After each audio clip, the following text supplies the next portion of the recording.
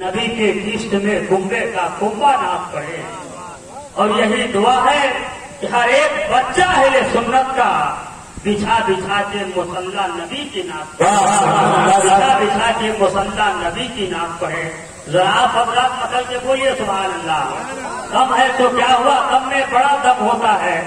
آپ نے علماء اہل سنت سے سنا ہے، جیسے آپ یہاں آ کے بیٹھیے، تعداد زیادہ ہو جائے گی تو آپ یہاں آ جائیے، آپ بھی آگے تشریف لائیں، اس لیے کہ ہم لوگ آپ کو دیکھنے کے لیے آئے ہوئے ہیں، سنانے کے لیے نہیں آئے ہوئے ہیں، ورنہ اس موسم میں کون کس کی سنتا ہے۔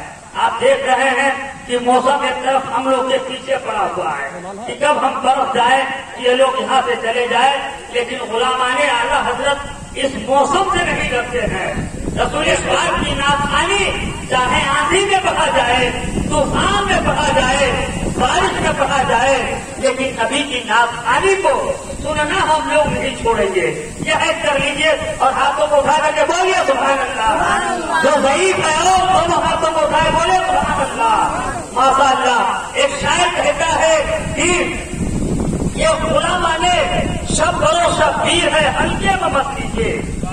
غلام شب برو شبیر ہے، ہلکے میں مت لیجیے۔ یہ باطل کے لیے شمشیر ہے، ہلکے میں مت لیجیے۔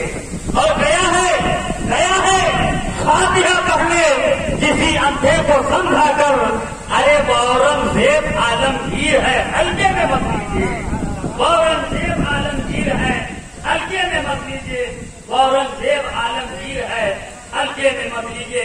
حضرات، آج کے شاعر خصوصی، شاعر اہل سنت، شاعر باوقار حضرت مفضل نپالی صاحب قبلہ، اور ساتھ ہی ساتھ شاعر اہل سنت حضرت